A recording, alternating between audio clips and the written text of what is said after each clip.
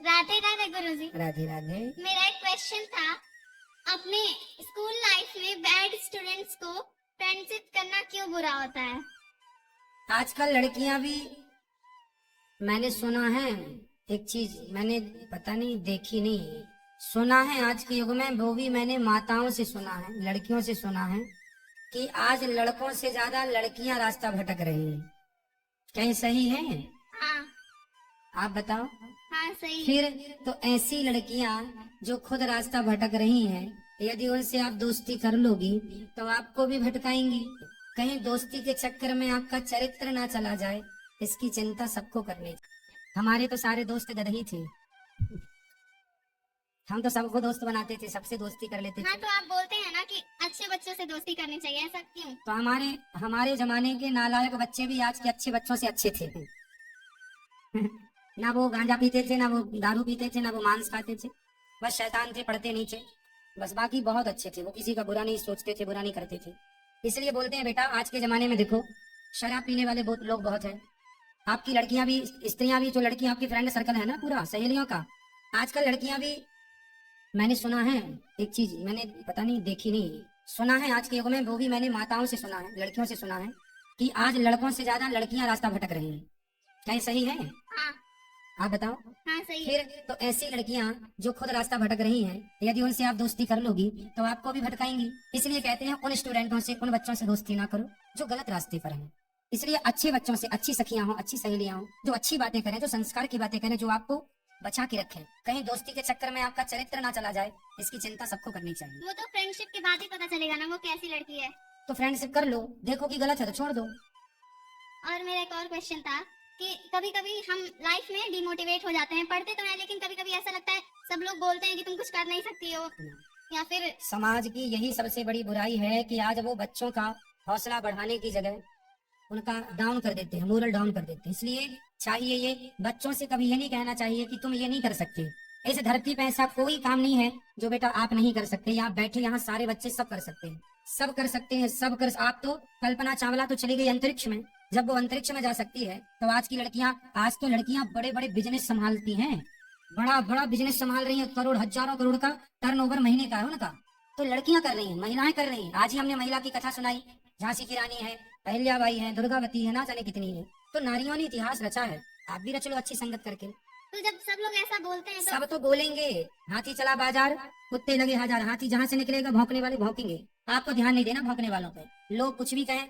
आपको क्या लगता है ये दास अनिरुद्ध, जब हमने वृद्धाश्रम बनाने का सपना देखा था तो क्या हमें सबने यही बोला था कि हाँ हाँ बनाओ? सबने ये बोला था कि नहीं तुम गलत कर रहे हो, नहीं होगा तुमसे, तुम कर ही नहीं पाओगे, तुमसे नहीं हो पाएगा? क्या लगता है आपको समाज में सब अच्छे हैं? नहीं, सब पांव पकड़ के खींचने वाले हैं। आपका सपोर्ट करने वाला केवल भगवान है। अपने बलबूते जो कर पाओ तो कर पाओ, समाज के बलबूते तो कुछ नहीं कर पाओगे। समाज कभी नहीं कहेगा कि ये कर लो।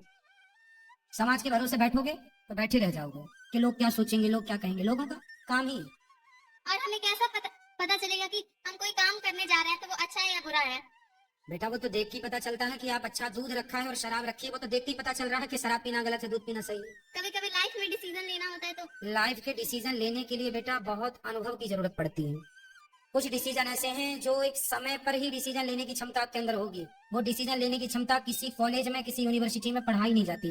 वो कहावत है, जस जस भीगे कामरी तस तस भारी होए। कामरी जानते हैं? कंबल, कंबल, कंबल को जितना गीला करेंगे उतना उसका वेट, उतना उसका वजन ज्यादा हो जाए। उसी तरह जैसे जैसे आपकी उम्र बढ़ती जाएगी, जैसे जैसे जिंदगी का अनुभव आपको मिलता जाएगा, वैसे वैसे आपको डिसीजन लेने की क्षमता भी डेवलप होती जाएगी। ये पढ़ने से नहीं आएगी, है ना? पढ़ने से तो केवल वो ज्ञान आएगा जो आपको पाइथागोरस प्रमेय पढ़ लेंगे आप।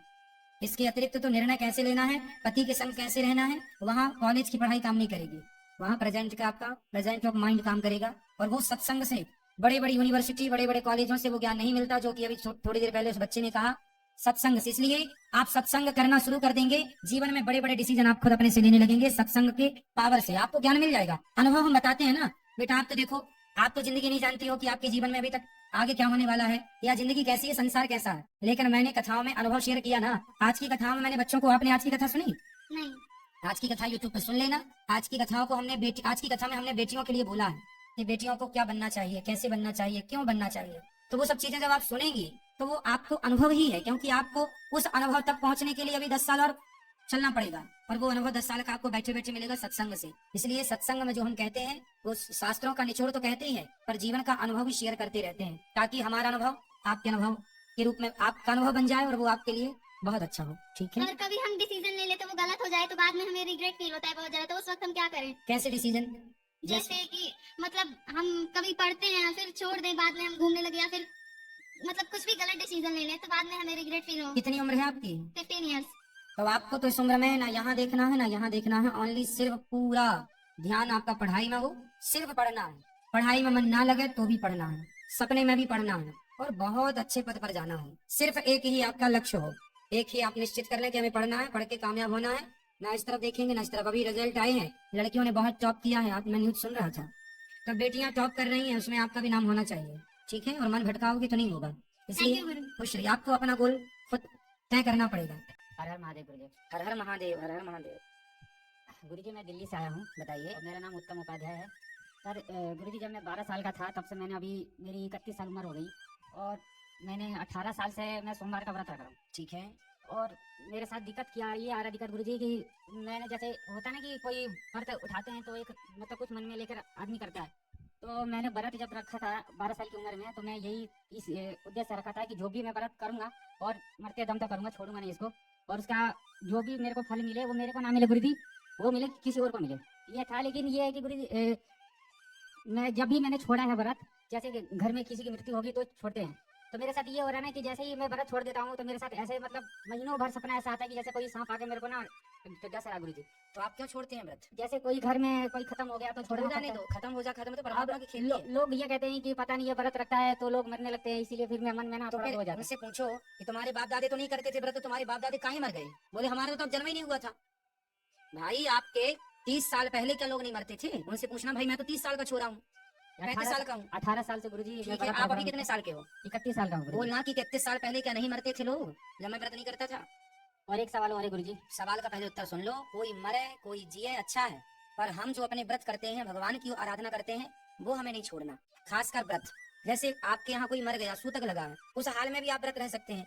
कैसे? भाई व्रत के दिन भगवान का चिंतन आप तो मानसिक रूप से कर सकते हैं ना, कुछ ना खाएं, चिंतन बना रहे। व्रत के दिन क्या आदमी खाना छोड़ता है? सॉरी, जब कोई मर जाता है तब क्या लोग खाना छोड़ते हैं?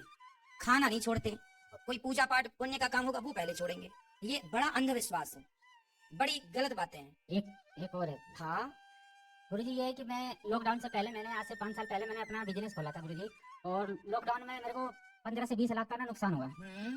तो मन में ऐसा भावना आने लगा कि जो मैंने पूंजी मैंने गुरुजी मेरे कॉस्मेटिक का खोला था बिजनेस, मेरी बिटिया का नाम है सनेहा, तो मैंने सनेहा ट्रेडिंग के नाम से खोला था, बिटिया के नाम पे मैंने अपना बिजनेस खोला था। तो लॉकडाउन में मेरा 20 लाख का नुकसान हो गया। ठीक है। मेरी सारी पूंजी टूट गई। तो फिर मेरे मन में गलत विचार आने लगा। फिर मन में आया कि हानि लाभ जीवन मरण जा सब जन अपने हाथ में तो है नहीं गुरुजी। बिल्कुल बिल्कुल सही है। इसके बाद मैंने फिर गुरुजी मैं दिल्ली में रहता था, फिर मैंने दिल्ली से ना छोड़ने का वो कर लिया कि दिल्ली मेरे को सेट नहीं हुआ। मैं मुंड बनाया कि मेरे को जाना है उज्जैन गुरुजी। जैसे ही मथुरा आया, कैसा लगा कि कोई कह रहा कि भैया तू यहाँ से ना ट्रेन से उतर जा।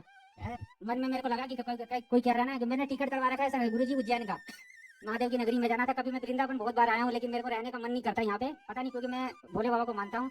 और ऐसे मथुरा स्टेशन पे उतरा तो ऐसा लग रहा कि किसी ने बोला ना कि तू उतर यहीं पे।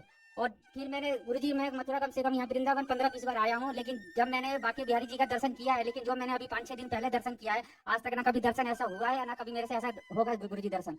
बाकी बिहारी जी ने मेरे को यहाँ पर रूम भी दिलवाया और रोजगार भी दिलवा दिया, और एक ही सपना लेके आया था, मन में आ गया। तो 3 की एक तो आज गुरुजी आपसे वो लेना, मेरे को गुरु दक्षिणा वो करना है गुरुजी, आपका चेला बनना है मेरे को। ठीक है, कल बन जाइएगा, पर सुनिए इस चक्कर में गुरुजी मैंने अभी तक अपना ना दुकान ले रखा है, लेकिन मैंने खोला नहीं है कि जब तक से आपको अपना गुरु नहीं बनाऊंगा मैं दुकान नहीं खोलूंगा। ठीक है। यही समझ। आप उज्जैन जा रहे थे पर यहीं आप आ गए हैं ना। जी भैया। ऐसा है कि जो उज्जैन में भगवान महाकाल हैं, भगवान शंकर हैं, वो शंकर वृंदावन में भी हैं। यहाँ तो गोपेश्वर महादेव गोपी बन के बैठे हैं। आज ही गुरुजी घूम के आया हूँ वहाँ से। हाँ, तो यहाँ पे ये वो धरती है, यहाँ तो ब्रह्मा जी हाथ जोड़े खड़े हैं, शंकर जी साड़ी पहन के बैठे हैं। किसके आगे? भगवान के आगे। तो ये वो नगरी है। सारे लोगों को यहाँ बिहारी जी कौन है? साक्षात भगवान नारायण है। जहाँ भगवान नारायण है वहाँ सबका वास है, वहाँ किसी की कमी नहीं है। यहाँ शंकर जी भी हैं, कृष्ण भी हैं, सब हैं। यहाँ ब्रह्मा जी भी हैं। यहाँ तो इंद्र लोग सब आते हैं, थर थर कांपते हैं। भगवान ने गोवर्धन उठाया तो इंद्र आए ना। यहाँ तो यहाँ की बाहर रज में इंद्र विंद्र सब लौटते रहते हैं ऐसे। ब्रह्मा जी तो हाथ जोड़े थर थर कांपते हैं। कर जोड़े ब्रह्मा खड़े, सुनहु नंद के लाल, देहु ब्रह्म पद और को हमहु करूं ब्रजग्वाल। भगवान जिस माटी को खाए हैं उस माटी को देखने के लिए देवता भी यहाँ आते हैं। ठीक है, रास में भगवान शंकर जी भी आए थे गोपी बन करके। ठीक है, कर ले लीजिए। बहुत बहुत धन्यवाद दोस्तों वीडियो पूरा देखने के लिए। दोस्तों मुझे उम्मीद है कि आप लोगों को यह वीडियो बहुत ही अच्छा लगा होगा। दोस्तों आज की वीडियो में आपने देखा कि कैसे एक लड़की ने महाराज जी से प्रश्न किए। दोस्तों लड़की का प्रश्न आप लोग देखे होंगे कि इतनी सी कम उम्र में उस लड़की ने कैसे कैसे सवाल किए। दोस्तों यह सत्य है कि संगति बहुत ही बुरी चीज़ होती है और महाराज जी ने उसी संगति के बारे में उस लड़की को बताया। और दोस्तों दूसरा सवाल आप लोगों ने देखा होगा कि कैसे लोग किसी को भी छोड़ते नहीं हैं, ताने ज़रूर मारते हैं। दोस्तों वह आदमी इतनी श्रद्धा से व्रत करता था लेकिन उसको भी लोगों ने लांछन लगा दिया और महाराज जी ने कितनी सरलता से उसको समझा दिया। दोस्तों मिलते हैं एक और नई वीडियो के साथ। दोस्तों वीडियो को लाइक करिए, शेयर करिए और चैनल को सब्सक्राइब करिए। तो दोस्तों मिलते हैं एक नई वीडियो के साथ, तब तक के लिए दोस्तों राधे राधे।